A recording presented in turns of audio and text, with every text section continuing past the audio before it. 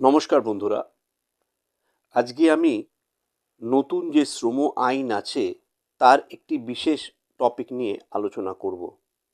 আমি অলরেডি দুটো ভিডিও নতুন শ্রম আইন নিয়ে আপলোড করে দিয়েছি। আজকে বন্ধুরা আমার শেষ ভিডিও আমি আপলোড করব। এরপরে যদি কারোর কোনো প্রশ্ন থাকে তাহলে অবশ্যই আপনারা কমেন্ট বক্সে লিখে পাঠাবেন। তাহলে আমি সেই প্রশ্নগুলি নিয়ে আবার আলোচনার মাধ্যমে আমি নতুন ভিডিও আপলোড করব। তো সরাসরি আজকে আলোচনায় চলে আসি। বন্ধুরা, নতুন শ্রম আইনে বলেছে যে যদি কোনো সুপারভাইজার মাসে 18,000 টাকার ওপরে রোজগার করে তাহলে তাকে আর ওয়ার্কার ক্যাটাগরিতে ফেলা যাবে না। অনেকে শুনে হয়তো বলবেন, তাতে কি এমন হলো? বন্ধুরা, আমাদের দেশে যে সমস্ত লেবার অ্যাক্টগুলো আছে সেই লেবার অ্যাক্টগুলো প্রধানত শ্রমিক কর্মচারীদের প্রোটেক্ট করতেই কিন্তু বানানো হয়েছে। এই 18,000 টাকা স্যালারিটা বেঁধে দেওয়ার ফলে যে সুপারভাইজার 18,000 টাকার উপরে স্যালারি মাসে ড্র করছেন তারা কিন্তু আর ওয়ার্কার ক্যাটাগরিতে পড়লেন না। এর ফলে যেটা হলো, কোনো কিছু সমস্যা হলেই আমরা যখন লেবার কমিশনার অফিসে কমপ্লেন করতে ছুটি, এক্ষেত্রে কিন্তু আর একজন ওয়ার্কার হিসেবে আমরা কমপ্লেন করতে পারবো না। তার বদলে আমাদের কিন্তু সিভিল সুটে যেতে হবে, অর্থাৎ সিভিল মামলা করতে হবে। বন্ধুরা, অনেক সময় শ্রমিক কর্মচারীরা মাস ক্যাজুয়াল লিভ নিয়ে থাকে। সকলে মিলে ঠিক করলো যে তারা কোনো একদিন আসবে না। এর ফলে যেটা হয় সেটা একটি স্ট্রাইকেরই নামান্তরকরণ বলা যেতে পারে।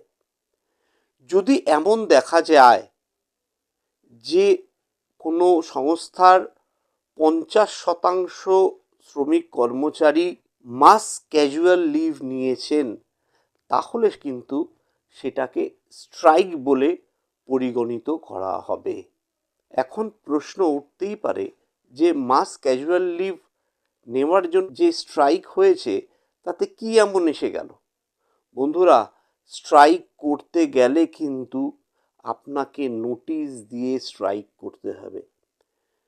সুতরাং আপনি যদি নোটিশ না দিয়ে স্ট্রাইক করেন, সেক্ষেত্রে আপনার এই স্ট্রাইকটাকে ইললিগাল বলে ঘোষণা করা হবে এবং সেক্ষেত্রে যে সংস্থায় আপনি কাজ করছেন সেই সংস্থাটি কিন্তু আপনার এগেনস্টে ব্যবস্থা নিতে পারে। আপনি লেবার কমিশনার অফিসে কমপ্লেন জানিয়েও কিছু করতে পারবেন না। আরেকটি চেঞ্জ হয়েছে, সেটা হচ্ছে যে স্ট্যান্ডিং অর্ডার। আগে কোনো সংস্থায় যদি 100 জন লোক কাজ করতেন তাহলে সেক্ষেত্রে তাকে অবশ্যইভাবে স্ট্যান্ডিং অর্ডার প্রণয়ন করে গভর্নমেন্টের অ্যাপ্রুভাল দিতে হতো। এক্ষেত্রে নতুন শ্রম আইনে সেই 100টা 300-তে করে দেওয়া হয়েছে, অর্থাৎ 300 জন লোক থাকলে তাহলেই আপনি স্ট্যান্ডিং অর্ডার প্রণয়ন করতে পারবেন। বন্ধুরা, আমরা লে অফ কথাটা প্রায় শুনে থাকি। বিভিন্ন কারখানায় বিভিন্ন সময় কিন্তু লে অফ করা হয়। বর্তমান শ্রম আইনে 300 জন যদি শ্রমিক কর্মচারী থাকে তাহলেই কিন্তু সেই সংস্থার মালিক লে অফ ঘোষণা করতে পারেন। লে অফের সুবিধাটা কি ছিল? লে অফের সুবিধাটা যেটা ছিল যে আপনাকে কাজ করতে হতো না, শুধুমাত্র হাজিরা দিলেই হতো এবং সেক্ষেত্রে আপনি আপনার যা বেতন আছে সেই বেতনের 50% পেয়ে থাকতেন। কিন্তু এখন যেহেতু 300 জন লোক কাজ করলেই লে অফের আওতায় আসবে, সেহেতু 300 জন লোকের কম যদি কোনো সংস্থায় কাজ করে তাহলে সেক্ষেত্রে বেতনের 50% কিন্তু আর পাওয়া যাবে না। বন্ধুরা, ট্রেড ইউনিয়নের ক্ষেত্রেও একটি চেঞ্জ করা হয়েছে। যদি কোনো সংস্থায় এক বা একাধিক ট্রেড ইউনিয়ন থাকে, তাহলে 51%, অর্থাৎ 51% শ্রমিক কর্মচারী যে ট্রেড ইউনিয়নের থাকবে, সেই ট্রেড ইউনিয়নই কিন্তু ম্যানেজমেন্টের সাথে নেগোসিয়েশন করতে পারবেন। অন্য কোনো ট্রেড ইউনিয়ন ম্যানেজমেন্টের সাথে নেগোসিয়েশন করতে পারবেন না। অর্থাৎ দাবি দাবার যে ব্যাপারটি, সেটা যে ট্রেড ইউনিয়নের 51% মেম্বার থাকবে, সেই ট্রেড ইউনিয়নই কিন্তু মালিক পক্ষের সাথে বসতে পারবেন। বন্ধুরা, নতুন শ্রম আইন আমি যতটুকু স্টাডি করেছি, তাতে দেখা গেছে যে শ্রমিক কর্মচারীরা বিভিন্নভাবে উপকৃত হবেন একদিকে, অন্যদিকে কিছু কিছু ক্ষেত্রে তারা যে সমস্ত সিকিউরিটি সংস্থাগুলি থেকে পান, সেটাই কিন্তু একটু কাটছাট করা হয়েছে। ইন্ডাস্ট্রিয়াল রিলেশনে আমরা দু ধরনের বার্গেনিংয়ের কথা জানতে পারি। একটা হচ্ছে ইন্টিগ্রেটিভ বার্গেনিং, আরেকটি হচ্ছে ডিস্ট্রিবিউটিভ বার্গেনিং।